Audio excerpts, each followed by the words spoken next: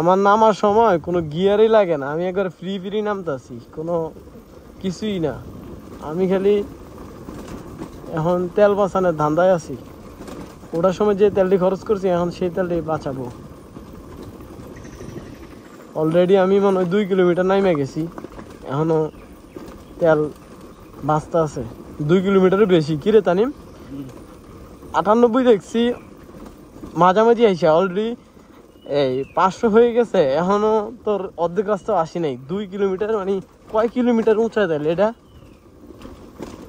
অনেক অনেক। এটা আসলে মাপার দরকার ছিল, অনেক উঁচা।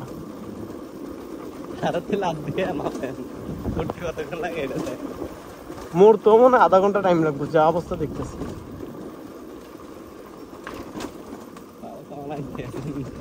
কোনো টাকা লাগতেছে না, আমার গাড়ির অবস্থা খারাপ ভাঙ্গা রাস্তার কারণে। আমার সোনার হরিণটারে আমি এত কষ্ট দিতেছি, ভাঙ্গা ভুঙ্গা রাস্তা। এরকম একটা দৃশ্য দেখার জন্য আমার সোনার হরিণটা একটু কষ্ট করবে, আমার জন্য স্যাক্রিফাইস করবে, এটাই স্বাভাবিক। তো সোনার হরিণে যাওয়ার সময় যে পরিশ্রমটা করছে সেই পরিশ্রমটা আমি এখন তার রেস্টে দিছি।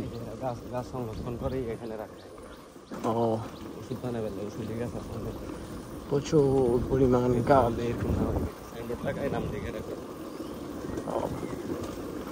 আমার তো এখন স্টার্টই দিতে হয় না, দীর্ঘ মাইলের পর মাইল আমি চলে যাচ্ছি স্টার্ট ছাড়া, তেল বাঁচাইতে বাঁচাইতে। ও নাইস, এরকম হইলে তো খারাপ না, ভালোই। অনেক দূর চলে এসেছি তেল ছাড়া।